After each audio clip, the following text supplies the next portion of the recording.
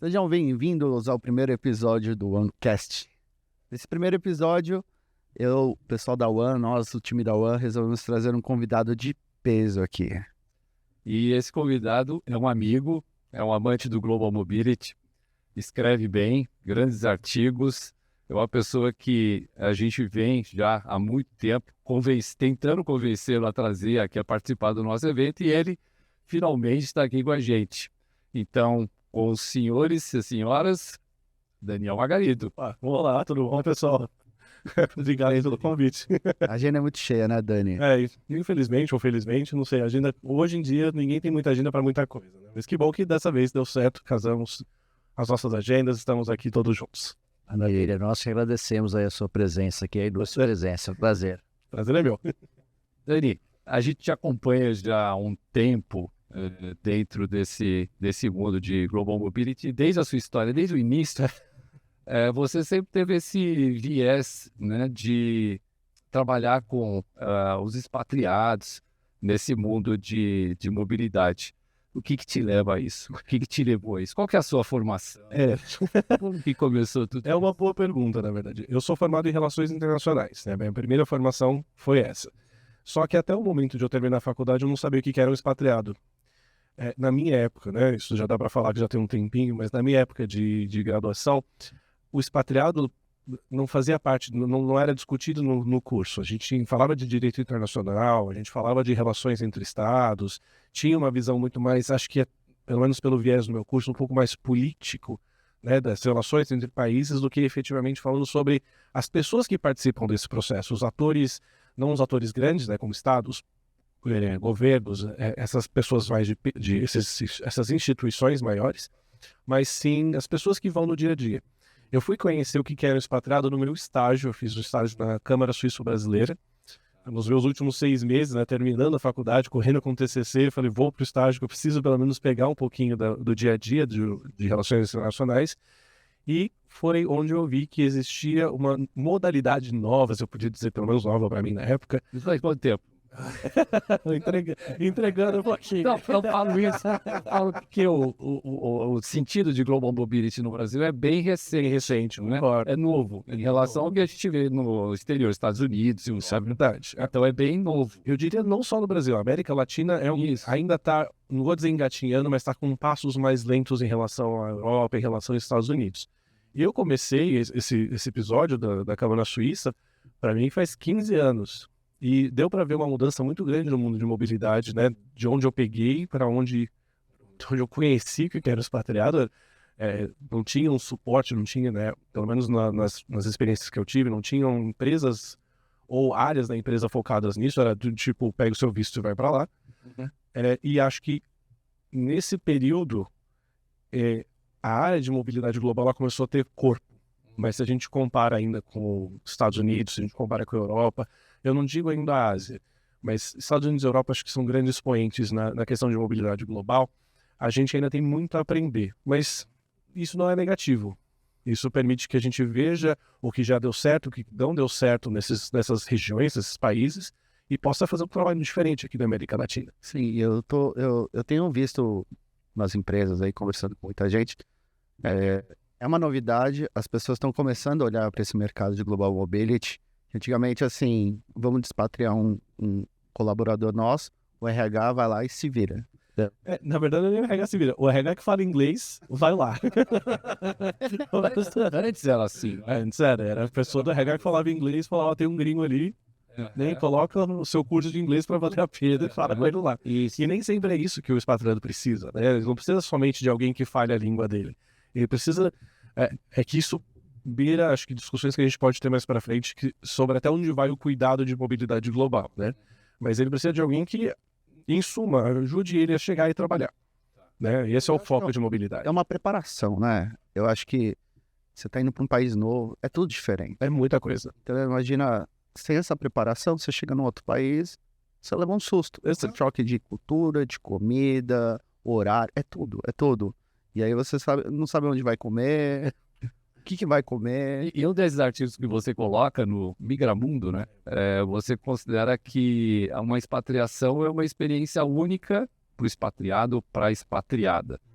E tanto as aventuras, né, o lado positivo ou negativo dessa experiência depende muito de cada um. Quer dizer, é um DNA diferente para cada expatriação, mesmo que você tenha uma política institucional. Isso é um grande ponto, né? Cada expatriação, na minha opinião, é única. Você não consegue comparar. Você consegue se inspirar na experiência de outra pessoa para ir para outro país, mas não seguir os mesmos passos, porque é um outro indivíduo, uma outra pessoa com outros desejos, outras vontades, outras expectativas de uma expatriação. E se você se baseia no que a outra pessoa passou, né, viveu, as outras experiências, não necessariamente você vai ter o mesmo resultado. Então é muito importante, na hora que a gente fala de expatriação, do ponto de vista de quem faz mobilidade global, né, do RH de mobilidade global, ou de quem é um prestador de serviço, um RMC, né, uma pessoa que cuida desse processo, e também do ponto de vista do expatriado, que esses atores entendam que é um processo diferente para cada pessoa. É customizável no bom sentido da palavra. Não é para tornar um serviço no sentido tudo que você quiser vai ter, porque você é aquela pessoa diferente de todo mundo, né? Tem que tomar um cuidado muito grande com isso. Mas é ao ponto de entender que é uma pessoa que está saindo do seu dia a dia, ela está sendo retirada de onde ela cresceu, de onde ela está acostumada, para outro país. E é uma discussão muito importante. O cliente, né, do RH de Mobility não é o expatriado, é um negócio. Então eu preciso fazer com que esse expatriado chegue nesse país e já comece a trabalhar, comece a produzir. Então todo o investimento que a empresa faz nessa mudança é para que essa pessoa inicie essa função o mais rápido possível. O nosso trabalho é tirar todo esse detrito, né, todos esses problemas da frente para que essa pessoa comece a trabalhar. E isso é porque... Até para entender, né? Como se mensurar o sucesso dessa expatriação. Tem tudo isso por trás, né? Exato. Essa é a grande responsabilidade, porque a pessoa tem que estar se sentindo bem, porque a empresa está fazendo um investimento muito grande e você é o responsável em fazer com que essa pessoa se sinta bem, se sinta em casa para que ela produza, porque ela dê o retorno daquilo que a empresa investiu nela. Exatamente. E acho que esse é o toque principal. Porque se você foca todo o seu trabalho na satisfação plena do expatriado, se você traz o seu olhar somente para esse ponto, você está criando, você vira a babá do expatriado, que é o que a gente já ouviu. Que todos nós nessa mesa já ouvimos alguma vez nas nossas carreiras, que nós somos babá do expatriado. Não querem e não devem. Pelo amor de Deus, não sou babá de expatriado. Muito bom. Mas o meu foco é que o negócio ele prospere. E para isso, o expatriado é enviado para aquela função, para aquele momento, para, no bom sentido da palavra, tapar uma necessidade, né? Tapar um buraco de uma necessidade naquele país, ou trazer o conhecimento. Bem, são várias possibilidades de expatriação, mas que essa pessoa chegue, cumpra essa missão e retorne. Então, para isso, eu preciso que todos esses entraves, né, esses detritos, sejam retirados da frente pelo profissional de mobilidade global. Entendi. E essa escolha de um candidato, que acontece? Olha, depende muito de empresa para empresa, né? E isso é uma coisa muito interessante. Muitas empresas veem o envio de uma pessoa como um envio para alguém suprir uma necessidade local. Então, eu estou trazendo alguém da Espanha para o Brasil, porque no Brasil eu tenho uma necessidade que só aquela pessoa pode suprir. Não tem uma mão de obra qualificada. Uhum. Mas a gente também tem, né, o envio de uma pessoa para outro país para que essa pessoa consiga ter outras competências, consiga criar uma abrangência cultural maior para falar com um cliente específico. Os motivos de expatriar alguém são, hoje em dia, mais diversos, né? Antes a gente começou com aquela questão, você tem uma necessidade, manda a pessoa, acabou a necessidade, volta. Eu vejo o Mobility muito mais como uma ferramenta de desenvolvimento. Uma ferramenta para desenvolvimento de pessoas, não só uma ferramenta de desenvolvimento para uma população high level, um diretor. Privilegiado. Ótima palavra. Não de uma pessoa desse nível, mas sim para todas as pessoas. E isso vai depender, claro, da estratégia da empresa, de quanto eu quero alocar de custo para esse movimento. Até porque mudou bastante o modelo de expatriação, né? Mudou. Daniel, os tempos antigos até, o meu tempo... Assim, família, eram expatriados, famílias, filhos e tudo isso. Hoje já não é muito mais esse cenário. É também, mas um pouco menos. Tem muito mais jovens, tem pessoas já, por exemplo, que não são casadas, enfim, e que fazem parte da Eu expatriação. acho que no passado a expatriação era bem aquilo que você falou no início. A pessoa vai para levar uma mão de obra que lá naquele lugar ninguém tem aquela competência. Então ele vai para lá para transferir a competência dele para outro. Hoje não, acho que hoje além disso também tem o inverso. Tem aquela pessoa que vai para lá para absorver novas experiências e trazer algo para a empresa aqui, né? E até o perfil do expatriado mudou, né? Não só o motivo pelo qual, mas a pessoa, ela é uma pessoa nova. A gente tem configurações novas de família, que é importante levar em conta quando a gente desenha uma política. É importante pensar que principalmente quando a gente fala das Américas, é muito mais... muito... Não sei se a palavra é essa, muito mais difícil. Que as pessoas vão agora com família, com filhos, vão mais com pets. As pessoas não tendo mais filhos, tendo mais pets. Então a gente pensar em questão de diversidade também é um ponto de atenção, né? Tem países que não aceitam questões de diversidade, e sejam elas quais forem, mas não aceitam de forma aberta, então a gente tem que tomar um certo cuidado. O trabalho de mobilidade global ele tende a ser mais estratégico, inclusive olhando para a pessoa. Tá. Né? Eu preciso olhar para o indivíduo e falar, ok, esse indivíduo vai crescer, vai ter uma experiência boa naquele país. É algo bem complexo, né? Simplesmente olhar e falar, você tem as competências. Exato. Estão pagando, vai. Tem que ter um lado psicológico e tudo isso. Exato, tem que ter um cuidado, porque você está cuidando de uma vida, você não está cuidando somente de um profissional. E na verdade nem só de uma vida, você está cuidando de uma pessoa que representa várias pessoas por detrás. Né? Nós não somos somente uma pessoa, nós somos a junção de famílias, de amigos, de comunidades. Isso nós levamos para outro país. E nós impactamos essas pessoas através das nossas experiências. Quantas vezes, uma comparação até simples, né? A gente vai para um país como turista e volta, a gente traz as experiências boas e ruins, e aí a gente fala para os nossos amigos, fala, aquele país eu não gostei, tive uma experiência horrível, você vai pensar, eu vou para aquele país mesmo? Como turista, imagina como expatriado que você vive aquela cultura, você às vezes convida essas pessoas para sua casa.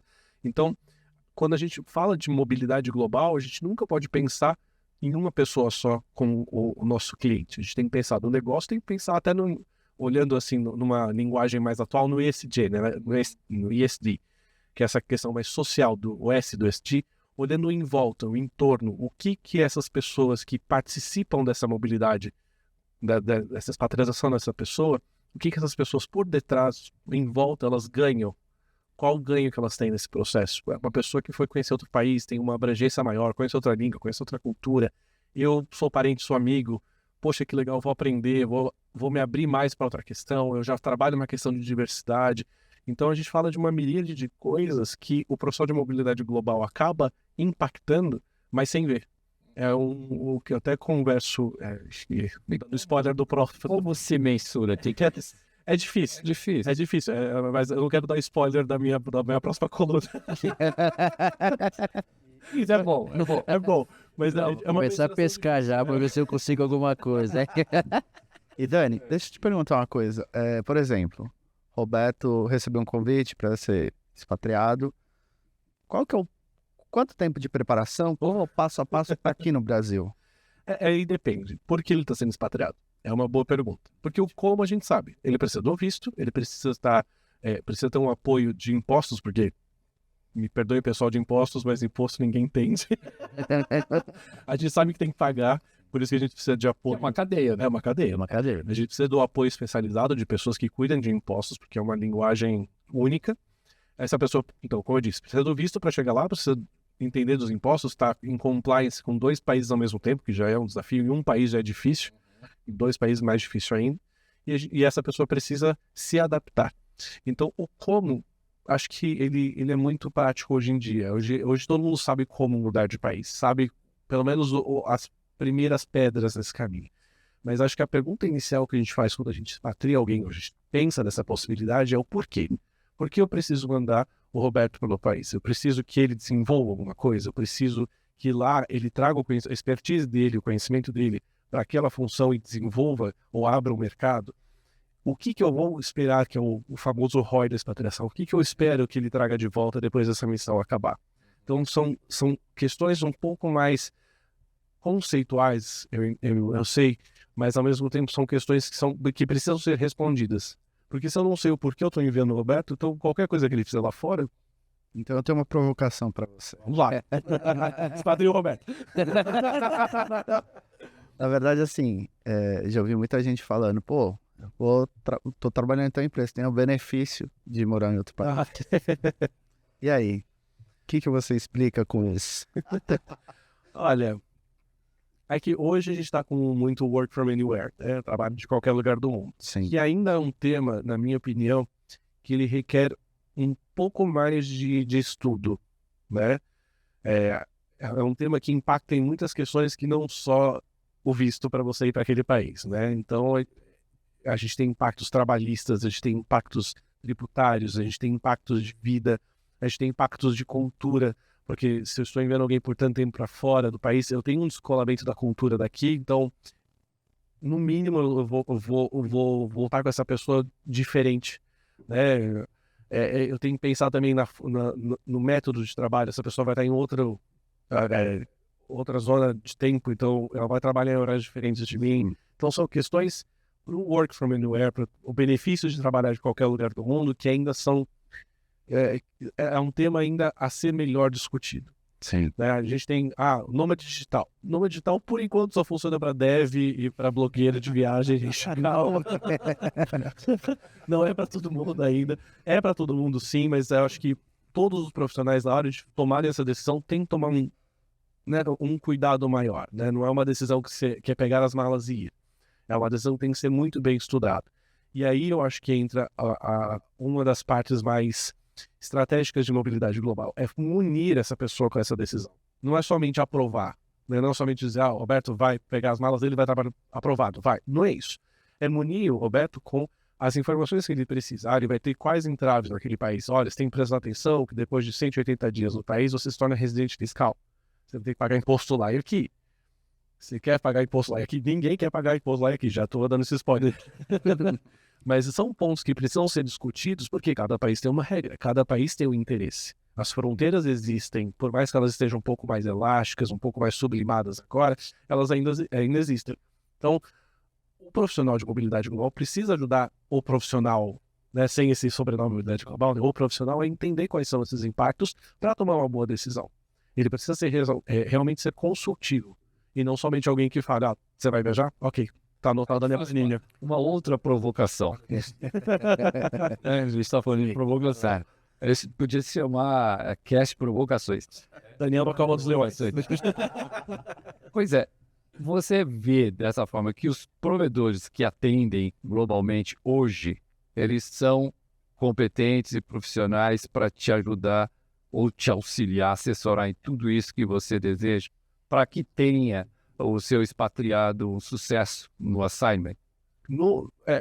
Eu falo isso no geral, tá? Eu falo porque a gente trabalha com serviços. Então, quando a gente entrega, ou pelo menos se propõe a fazer um trabalho, a gente imagina fazer algo perfeito. Pode ser que em algum momento, não pela nossa visão, mas pela do cliente, alguma coisa não ficou legal. Ficou legal. Né? Então, ficou faltando alguma pecinha ali naquele quebra-cabeça.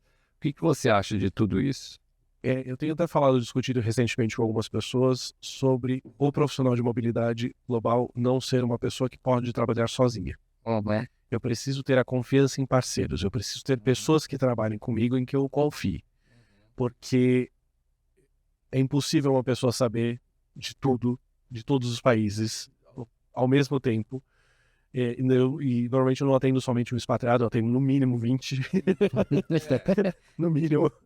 Então a gente ter pessoas, ter parceiros que possam auxiliar globalmente e localmente, isso é um ponto, né? A gente fala muito do global, mas no dia a dia a pessoa chega e precisa da emissão de um documento para ficar bem naquele país, a minha empresa falha porque ela está pensando lá em cima do global. Né? Então eu preciso de parceiros que sejam globais que atuem localmente. Isso. E eu preciso ter confiança nesses parceiros.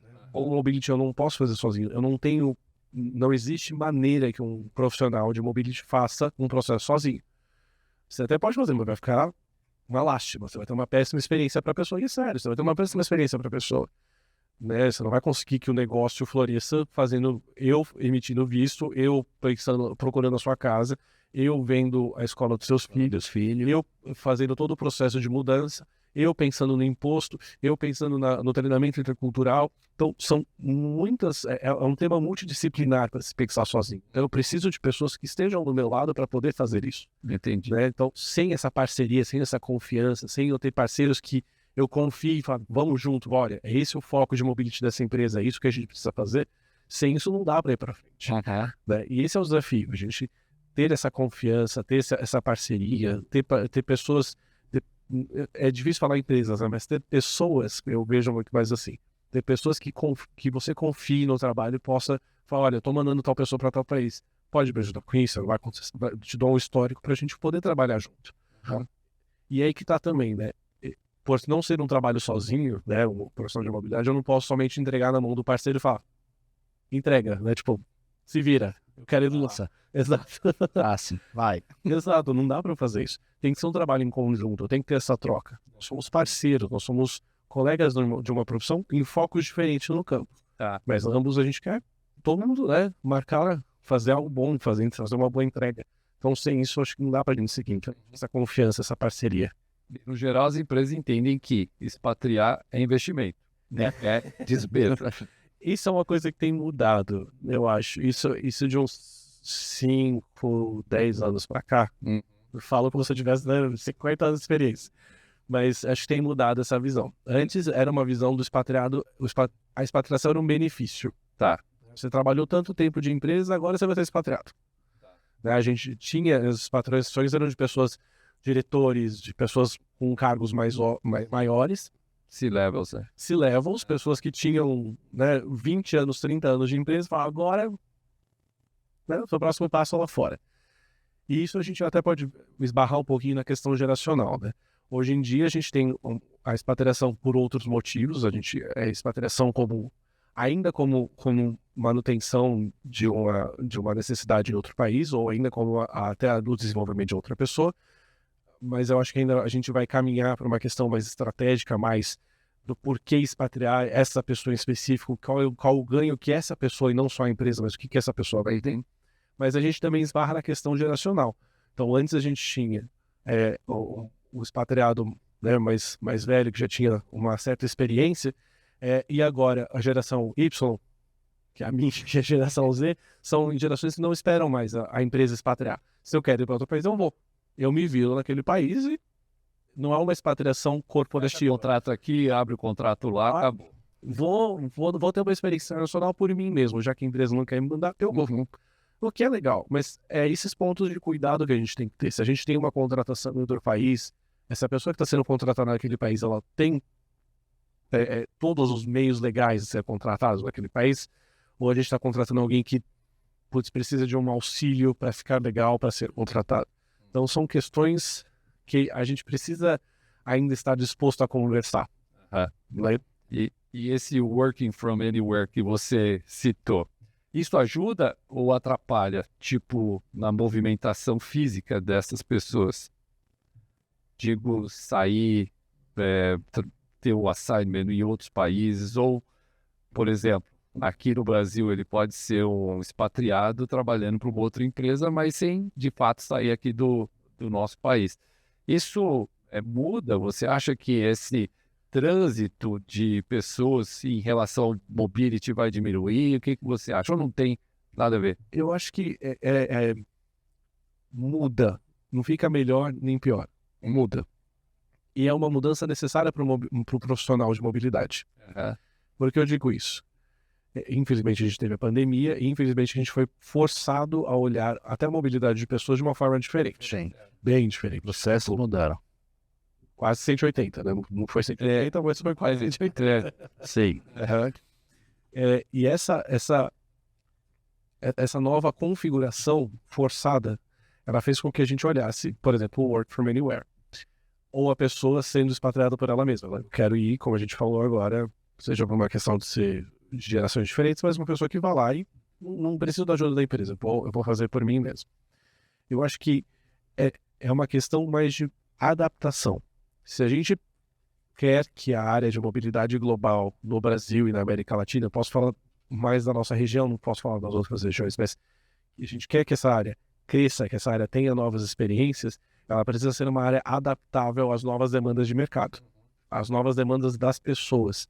Então, se eu tenho pessoas com work from anywhere, que a gente falou que é uma coisa muito nova ainda, precisa ser muito bem estudado, então eu, como profissional nessa área, eu preciso estudar, eu preciso ir atrás, eu preciso contar com, por exemplo, um apoio legal para saber se do ponto de vista trabalhista funciona, do ponto de vista migratório funciona, do ponto de vista tributário funciona. Então eu preciso amarrar muitas pontas. Eu acho que essa nova configuração, mesmo que forçada, é uma configuração que nos possibilitou ser estratégicos de uma maneira, sair daquela questão expatriação por benefício, babá expatriado que era no passado, para uma questão do tipo, o mobility agora está na mesa de discussão. Deixa eu reformular. O mobility deveria estar na mesa de discussão de pessoas agora, para que a gente possa olhar de uma forma diferente, a gente possa também tomar ações estratégicas, não só do tipo, eu preciso mandar o Roberto para outro país. Ok, como eu faço isso? Visto, imposto e relocate. Acabou. E o mobility continua ainda com aquela máxima, se a família é transferida e a família não é tratada ou bem cuidada, o expatriado, o assignee, ele vai ter uma redução de desempenho. Continua desse jeito? Eu acho que sim, ainda mais agora, que agora a gente tem uma relação com as nossas famílias depois de tudo que aconteceu e infelizmente a pandemia atingiu a gente em questões até emocionais. Eu acho que a gente acabou olhando a vida de outras formas agora. E a gente vê que é muito importante o tempo com a pessoa que a gente ama. Então, essa questão do bem-estar da família no outro país, quando acompanha uma expatriação, eu acho que continua sendo de suma importância, se não mais importante do que era antes. Porque eu preciso saber, enquanto eu trabalho, que a minha família está segura, ela está num país que tem, que a recebeu bem. Muitos brasileiros saem do Brasil por questões, por exemplo, de segurança, de poder andar num país europeu com o celular na mão. Certo. E muda, né? Nós tivemos a oportunidade, fomos privilegiados de poder fazer esse tipo de turismo em outro país e ter essa experiência, esse gostinho do que é uma segurança no país. E isso acaba chamando a nossa atenção para muitas coisas. Então, quando a gente pensa numa expatriação, essas questões subjetivas, elas têm um peso muito grande. O cuidado da família, de eu saber que a minha família está bem cuidada, tem acesso à alimentação, tem acesso ao estudo, tem acesso à segurança, isso é muito importante. E nós, do ponto de vista de RH, de mobilidade, nós provermos essa possibilidade. A gente não vai chegar e cuidar da esposa e falar, oi, tudo bem? Está tendo um bom dia? Não é aconselhável, né? Mas acho que esse cuidado ele é importante. Ter isso em mente na hora de uma expatriação. Contar com parceiros que localmente me ajudem, por exemplo, a saber se perto da casa dessa pessoa tem opções de lazer, tem uma comunidade. Se a pessoa tinha, por exemplo, artes marciais aqui no Brasil e vai para outro país que artes marciais tem uma comunidade forte. Poxa, por que não encontrar uma comunidade similar, que essa pessoa consiga continuar praticando esporte, consiga fazer amigos, consiga ter esse cuidado? A gente tem que pensar na mobilidade como uma movimentação de muitas pessoas em uma pessoa só.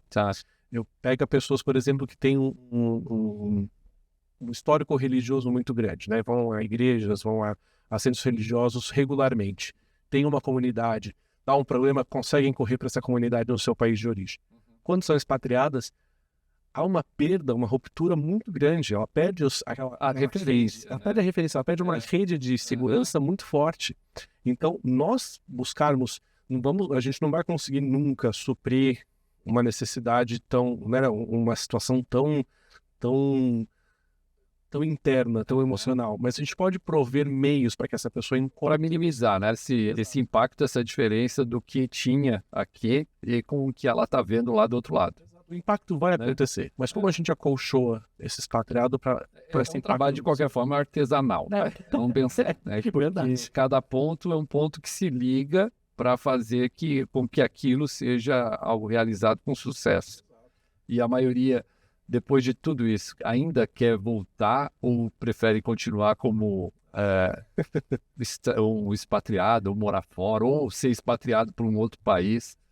Completando a pergunta do Roberto, e se ela voltar E aí, isso é uma outra questão, né? A intenção da pessoa, quando ela volta, mantê-lo empregado. Não, isso é uma outra questão.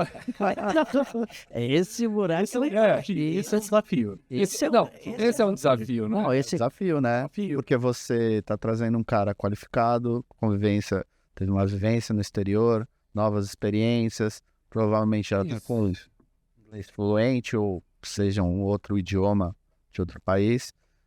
E o mercado está... Não, volta. E eles voltam com uma expectativa diferente, né? Assim, não Volta com expectativa superior. É que isso tem que ser alinhavado muito bem antes de ir. Bom, Roberto, isso é. Se a gente não alinha esse antes, a gente tem um problema. Se a gente não cria essa... E eu estava discutindo hoje, inclusive, na empresa que eu estou agora.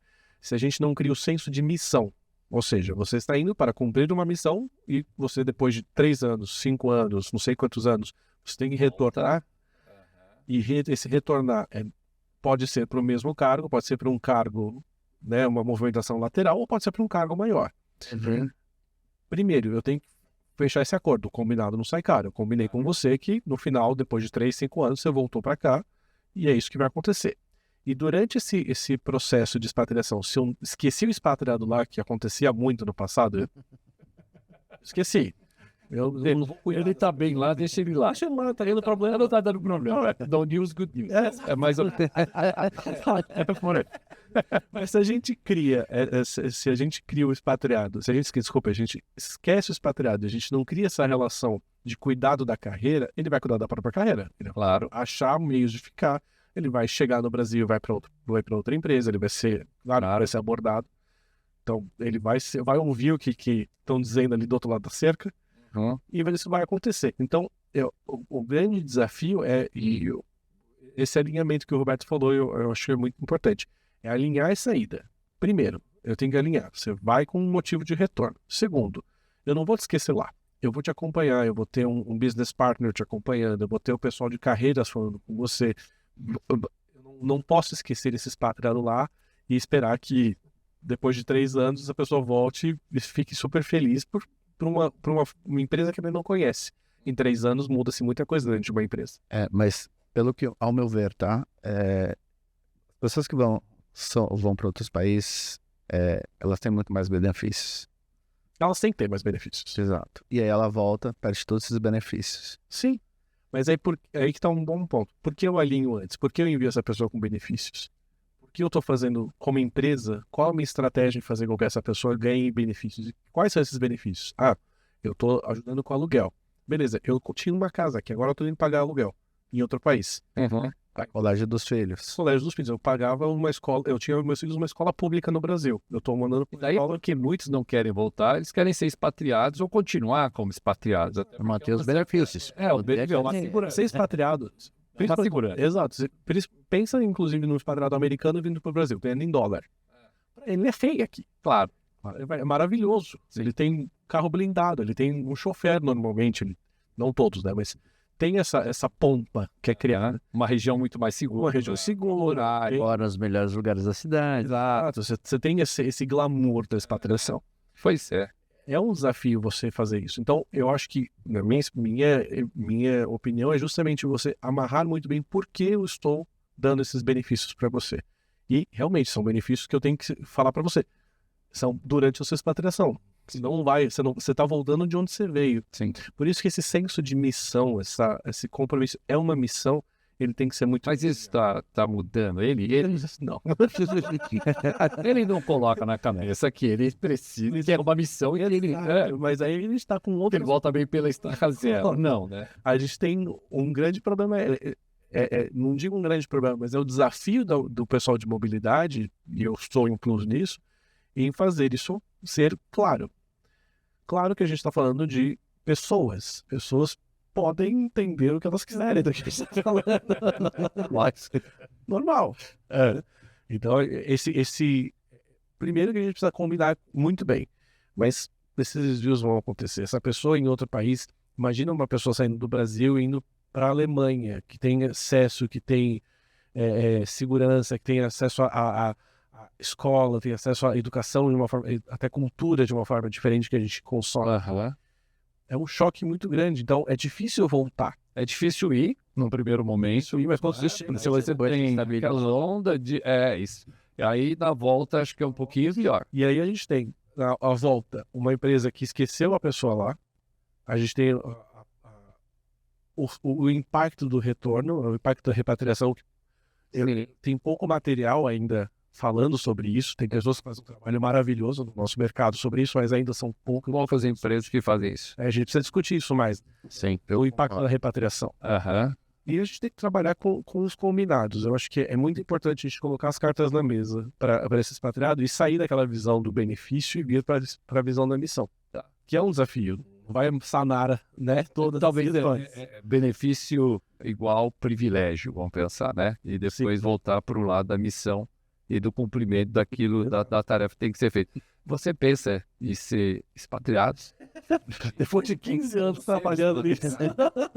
Mas eu acho Não. que Porque tem muita gente que gosta de cuidar, mas não quer saber disso, entendeu? Não quer ser expatriado, vamos pensar. Mas eu acho que passa, não é? Passa pela cabeça, acho que todo mundo. É que nem você trabalhar no fast food. Você acaba comendo um hambúrguer. Você acaba querendo provar uma batatinha. Entendeu? Boa. Isso passa pela sua cabeça. E realmente passou pela minha. É que o meu histórico familiar ele já é um pouco diferente. Eu sou a primeira geração no Brasil. Eu tenho um contato muito grande. Então, para mim, seria muito interessante por causa da experiência. Tipo, a empresa investir em mim para eu poder fazer alguma coisa legal e poder trazer de volta isso, sabe? Do ponto de vista da mobilidade, do foco da mobilidade, não dos perks, né? Não os benefícios da mobilidade, para mim atrai muito. Mundo afora, as grandes corporações, o mobility é uma área de muita importância. Sim. É uma área glamorizada. Mas importante. Muito importante. Isso, muito importante. Mas eu acho que vocês são muito importantes para desenhar esse planejamento, essa missão toda. Eu acho isso muito bonito. Do Global. Trabalhoso. Trabalhoso, mas é uma coisa que eu tive a oportunidade de conhecer muita gente do Global Mobility e eu vejo que todo mundo é extremamente apaixonado pelo que faz e vocês fazem um planejamento com a vida de uma pessoa, entendeu? Não é só uma missão. Tudo bem que a missão você vai, mas é um planejamento todo. Sim. Ponta a ponta, família, cachorro, pet. E é verdade, porque muitas vezes um pet é um filho. Exato. Entendeu? Sim, acho que é um grande ponto da gente pensar a mobilidade como mexendo vidas não profissionais. Claro que você tem o baseline, é uma missão. Mas você está mexendo numa vida, você está cuidando de pessoas. Mas é verdade. Dia desse eu tive num cliente que um casal está aqui no Brasil, mas não pôde trazer o coelho. E por conta disso, é verdade. É bizarro, mas não é bizarro. Por conta desse coelho, muito provavelmente ele volta para o país de origem, por conta dessa distância e desse sentimento de vazio que acaba acontecendo. E isso é um ponto muito importante. Quais são os motivos pelos quais levam as pessoas a não aceitar uma expatriação? Se é tão glamorizada, se é tão importante, por que eu não aceito, por exemplo, esse processo? Eu aceito pela metade, eu vou e eu volto em seguida. Eu quebro o investimento feito de uma empresa. São as questões pessoais, não são somente... Claro, tem questões profissionais, tem movimentos de carreira, mas tem que se prestar atenção nessas questões pessoais. Né? Você tem que prestar atenção, por exemplo... É o detalhe. O detalhe. Você vai enviar alguém para um país que não pode receber o pet X. Poxa, para mim, o meu pet é a minha vida. Exato. Né? É uma decisão que você tem que tomar muita coisa e trazer isso para a liderança, falando, olha, eu falei com ele, não vai, porque tem essa questão da família, do pet. As políticas hoje de expatriação, elas são mais robustas? Elas tendem a ser mais estratégicas na gente que você usa. Então, o que quer dizer estratégico? Elas tendem a olhar custo, mas tendem a olhar, ao mesmo tempo, o bem-estar, né? A entrega da pessoa naquele país. Então, elas tendem atualmente eu estou vendo empresas colocando mais opções. Então, você pode escolher enviar a mudança ou pode receber lá o que acha lá se manda ou não manda, usa ou não usa. Não usa. Então, você acaba fazendo, né, tendo aquele cafeteria approach, né, aquela abordagem do tipo, eu escolho o que funciona para mim e é customizado. E eu acho que isso tem que acontecer no mundo de mobility para que se torne estratégico o nosso jeito de abordar e o nosso jeito de pensar a mobilidade global. Né? Então, Que não seja altamente custoso, porque expatriação é custosa. 3 vezes mais como funcionário local. Gente. Pois é. E, ao mesmo tempo, ser interessante para a própria empresa em termos de estratégia global. Você não envia quem você não gosta. Exatamente. Pelo investimento que você faz. Exatamente. Você também envia alguém que está entregando um bom resultado, que tem um motivo para estar lá, que tem um motivo, se der tudo certo, para um retorno, para não esquecer a pessoa lá. Então, são pensamentos que na hora que a gente está discutindo, por exemplo, carreira dentro do RH, ou que a gente está discutindo pessoas, a gente está discutindo a missão geral do RH, o Mobility tem que estar presente e falar, olha, essa pessoa X tem esse interesse, tem essa configuração de família, tem essa configuração de vida. A gente está pensando em mandar para um país que é hostil por questão XYZ para essa pessoa. Então, é trazendo essas conversas, não só do tipo, vai precisar de visto, vai precisar de imposto, vai precisar de rocket. Não, é o porquê. Por que eu estou fazendo essa movimentação? E essa é uma conversa difícil ainda para nós de mobility. Porque tem muitos aspectos, muitos ângulos dentro dessa... A gente fica às vezes preso no papel, na política. Na política. E você tem que ter uma política muito mais flexível para você adaptar cada um dentro da própria política, não é? Isso é engraçado. Quando a gente fala de mobilidade global e começa a conversar com uma pessoa que não trabalha no meio, a gente começa a falar, a pessoa fala, nossa, mas tem isso, nossa, que interessante, esse e aquilo, e aí começam a ver o quão complexo é isso, o quão delicado é isso. Eu falei da questão da retenção, né? Você traz a pessoa novamente, ela regressa, como é que você vai reter essa pessoa? Esse é um desafio.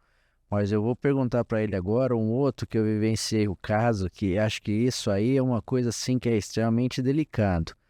É o cara que recebe um convite para ser expatriado, mas aí nós estamos falando de C-level, de onde ele não pode recusar. Olha, eu tenho uma vaga, o cara tá lá na Europa, tá estabilizado, já tem tanto tempo de empresa, tá numa boa lá, olha, eu preciso que você vá para o Brasil. E é claro que não é dito para ele abertamente assim, ó, se você não for, você tá fora, mas ele sabe. Ele sabe que ele tem que ir, não tem como dizer, ele não tem como negar aquilo. Ele tem que ir. E aí, esse eu acho que é o... Aí, o cara já não quer, você imagina a família. Isso, né? Eu já tive expatriados que no momento que eu fiz a apresentação, ele falou, eu estou aqui por obrigação, eu não quero ir. Você fala, né? Como você lida com esse tipo de coisa? Você tem que seguir um processo, tem que enviar a pessoa, mas a pessoa não quer ir. Depois de 6 meses, volta para o país, todo o investimento que a gente fez vai por água abaixo. Mas tem muitas comunidades e países que esses expatriados, eles já vêm com uma missão, como você falou, e dentro daquele prazo ele já sabe que vai voltar ou vai para uma outra missão. Ele não entende nem como privilégio, nada disso como benefício, mas com ambição de fato. Mas é porque essa cultura já está ali enraizada na empresa, não é? É exatamente isso. Eu acho que a cultura da empresa ela tem um papel muito importante. As brasileiras que estão se internacionalizando, eu creio que já estejam caminhando para esse lado de entender que o expatriado é um investimento, ao mesmo tempo que ele precisa de uma missão. Ele tem que estar numa missão e não benefício. Eu acho que elas entendem que ele é um investimento. Já não sei se eles já não sei, isso não é uma crítica negativa, mas eu ainda não sei se as empresas brasileiras e internacionais já entendem essa movimentação, entendem como investimento, mas não entendem como ele vai retornar. É uma missão. Porque ainda não se tem como, a gente já falou sobre isso, mas é difícil mensurar. É difícil o nível de sucesso, de realização. É o famoso ROI, né? Exato. ROI pode ser, a gente pode ir lá no custo do investimento. Eu investi não sei quantos R$1.000 para enviar o Henry para outro país. Depois de 3 anos que ele voltou, qual o retorno dessa... Tipo, ele foi lá para fazer um negócio X. Ele fechou esse negócio? Qual o retorno desse negócio? Aí a gente atrela muito ao resultado do negócio dele, né? Com relação ao resultado. Exato.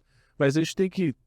É aí que tá. O porquê eu faço esse envio é importante para a gente definir o que é ROI dentro de mobility. A gente pode tomar métricas financeiras, pode tomar métricas de tempo, quanto tempo demorou para se adaptar, quanto tempo demorou para se readaptar aqui no Brasil quando voltou, que você trouxe.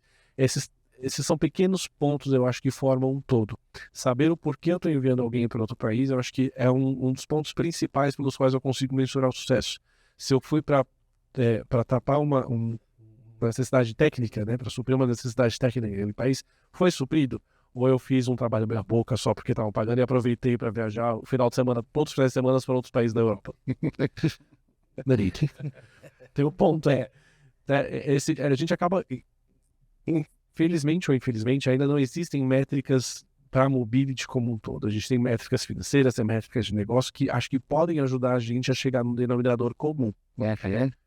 Mas por ser um processo de muitas disciplinas ao mesmo tempo, a gente pode mensurar quanto tempo demorou um visto, quanto tempo foi feita a mudança. São questões que fazem parte do processo como um todo. Tá.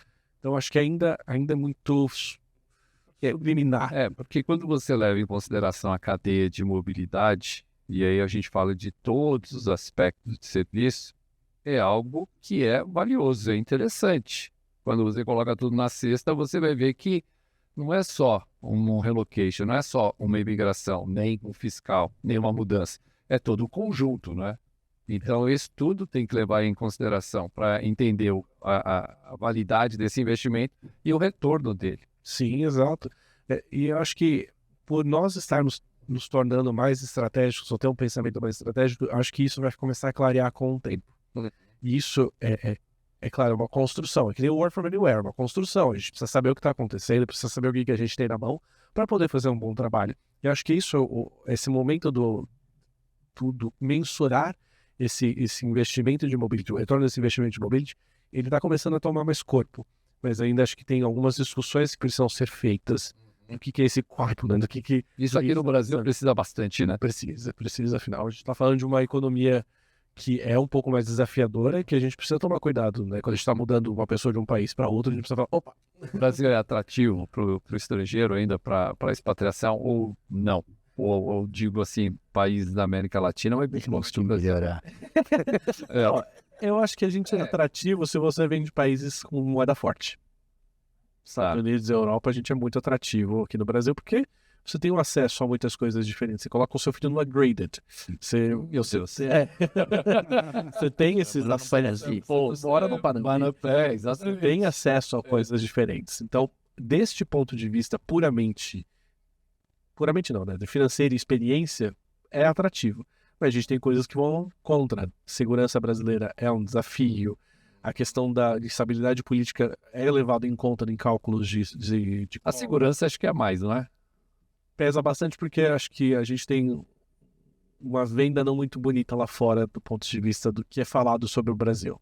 Né? Então acho que isso também influencia muito nas decisões. Mas essa venda acho que é a gente mesmo. A gente tem... Aliás, nós entendemos, na verdade, a gente se entrega, né? A gente não vende aviso, a gente mostra. Então, quer dizer, não tem como ser diferente disso. Eu acho que, e olhando do ponto de vista de um profissional do Brasil, eu acho que a gente precisa fazer um bom trabalho em vender o Brasil. Né? A gente precisa mostrar, e claro, mostrar a realidade. A gente não vai pintar, né, um mundo que não existe, um Brasil que não é, para um estrangeiro. Mas a gente tem que ter o nosso trabalho de mostrar uma realidade positiva do Brasil. O que é realmente? Tem os seus problemas de insegurança? Tem. Tem a sua instabilidade política? Tem também. Tem dificuldades econômicas? Muitas. Mas o que tem além disso? Se a gente só olha o problema da... Porque tem muitos que vêm para cá também e não querem ir embora. Eles não querem sair. Inclusive a maioria, eu acredito. A maioria. Sem dizer mas tem um grande... Mas tem o número é grande. O número é grande. E europeu, principalmente, é que o brasileiro gosta. O brasileiro é legal. O brasileiro é legal. O brasileiro é legal. Não vendendo meio peixe aqui nas capas, mas o brasileiro é legal. E o Brasil é um país fantástico também. Exato. Claro que é atrativo. É que a gente precisa saber mostrar essa realidade positiva. A gente só reclama. Né? Então é difícil você trazer. Se você traz o estrangeiro para cá, a primeira coisa que você escutou, você vai passar 5 anos no Detran para emitir uns documentos, você precisa... Aí a pessoa já chega e fala, mas você tem que ter um parceiro bom para dizer isso, não é? Foi por isso que eu falei, precisamos melhorar.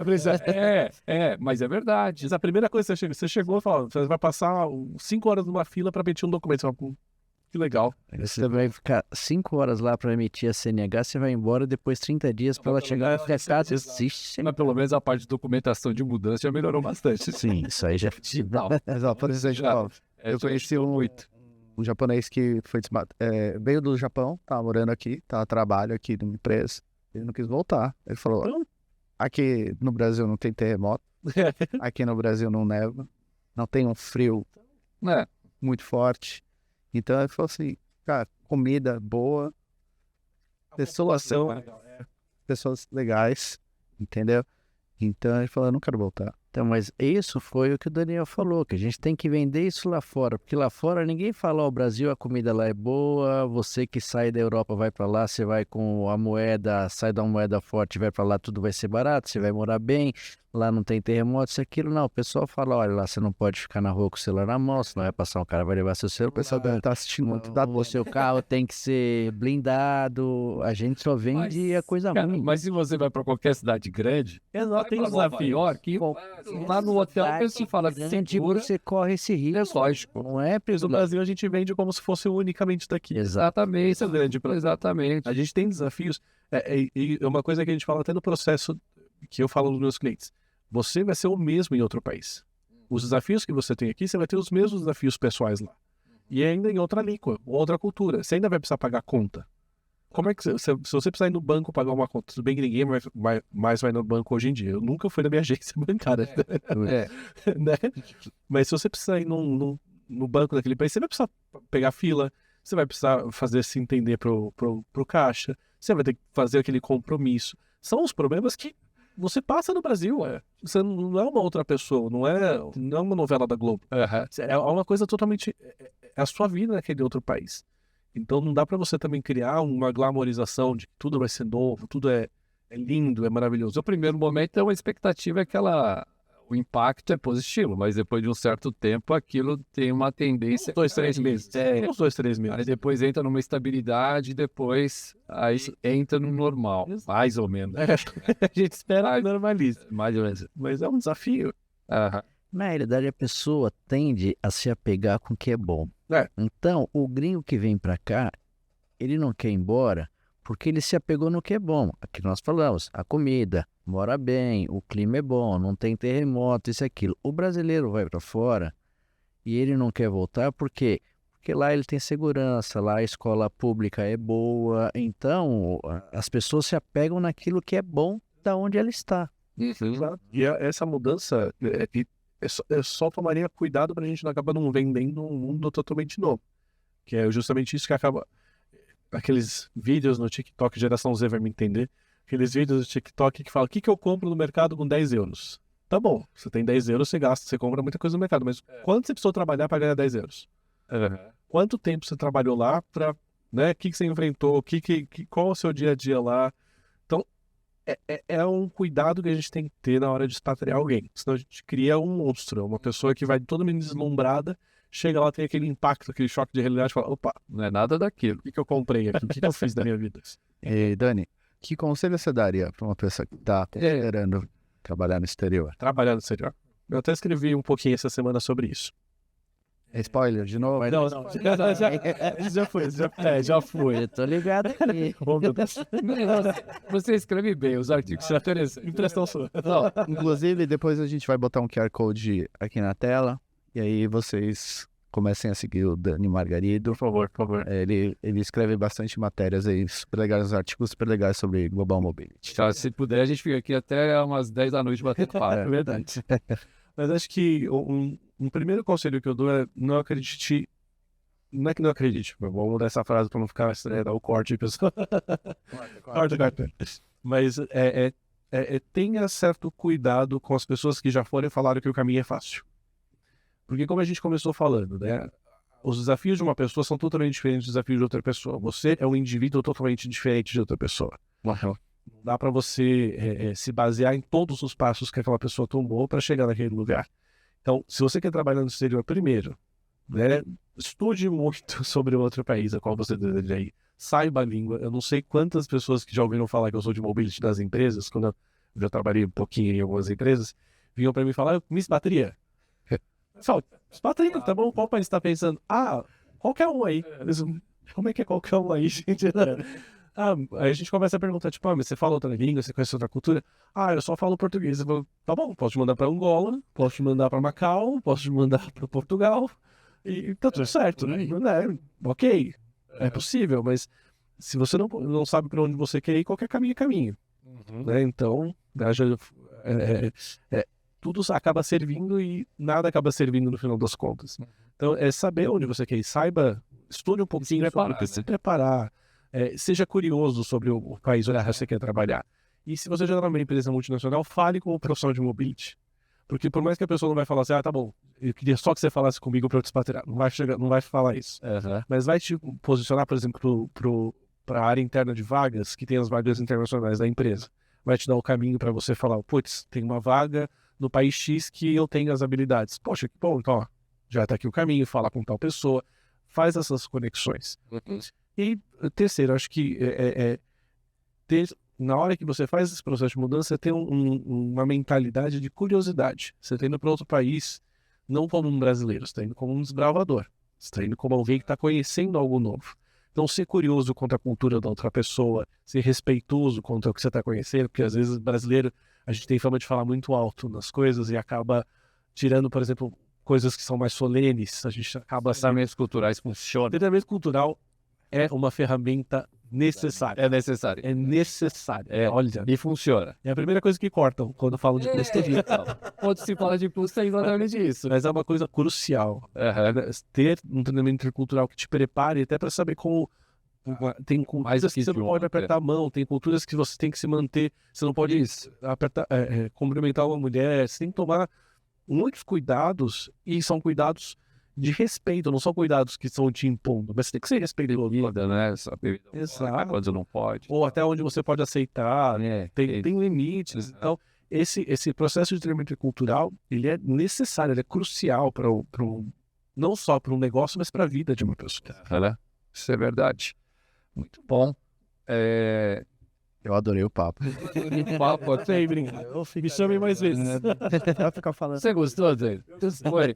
Legal. Eu gosto de falar do que eu gosto de fazer. É porque a gente vê que você realmente tem paixão. Eu gosto muito. Então, 15 anos fazendo a mesma coisa, se você não gosta, tem que sair, né?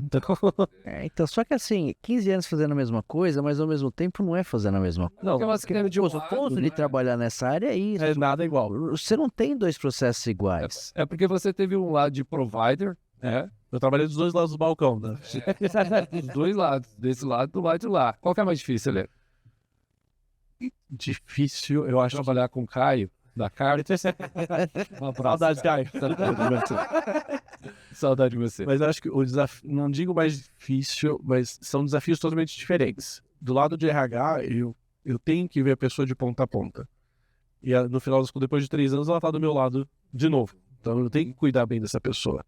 Do ponto de vista de provider, eu tenho que atender muito bem, porque eu não vou atender só uma pessoa no final das contas. Eu vou atender várias pessoas, e não só de uma cultura empresarial, vou atender de várias empresas.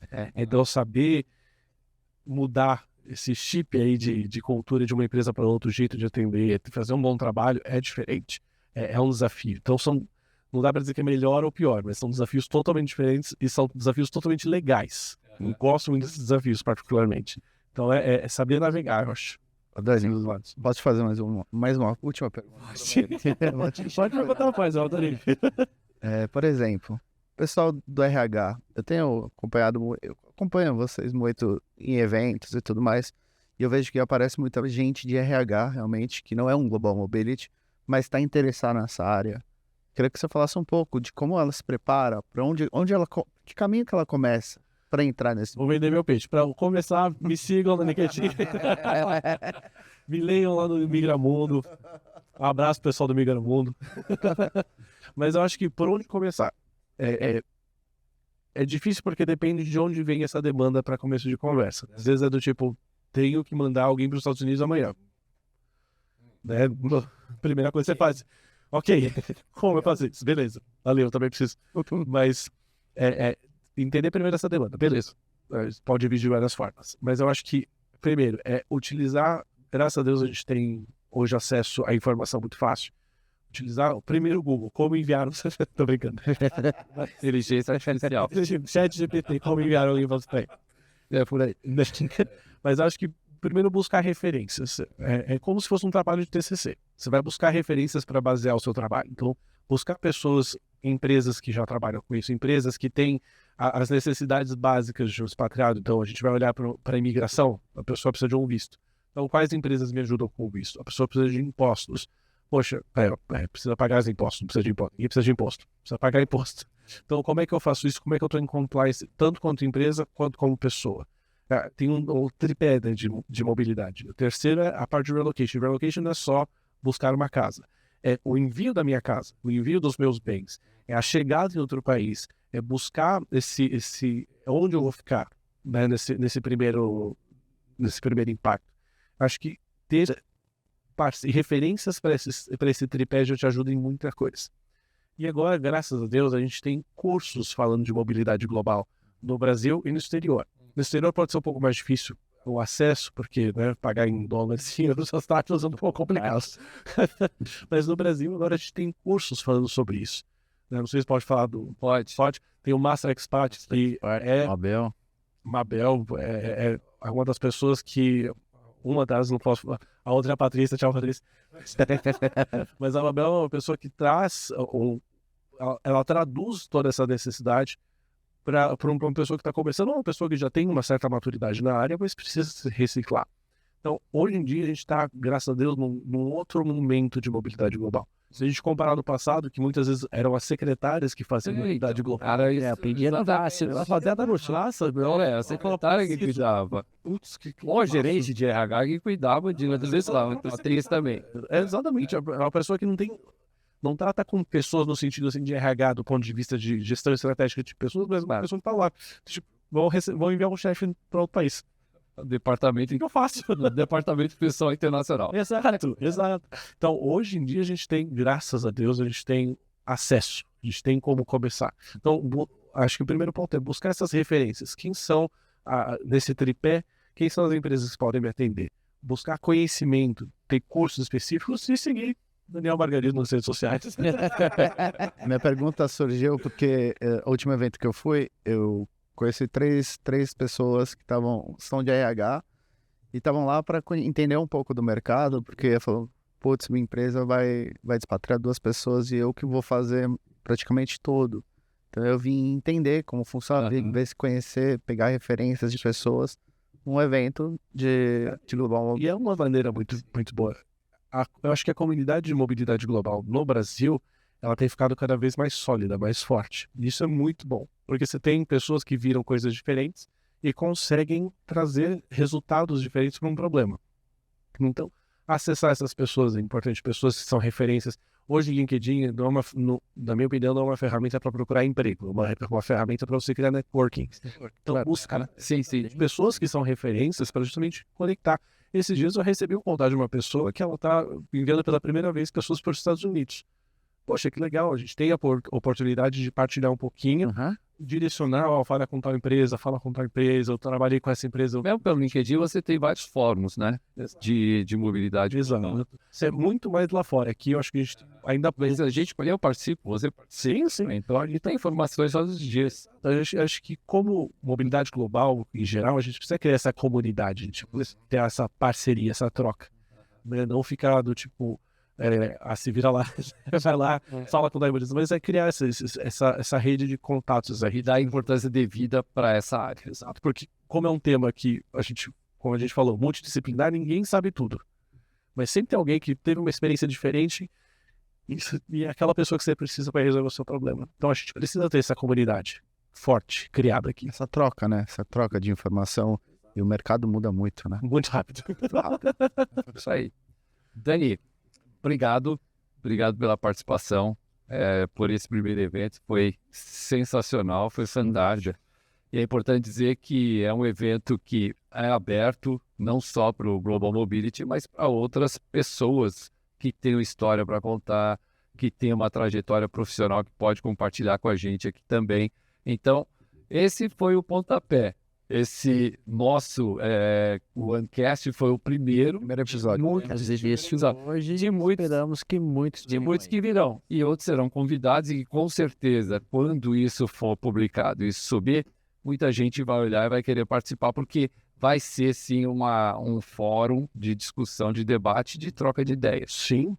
E acho que a gente precisa de fóruns como esse. A gente precisa de troca, a gente precisa aprender com o outro.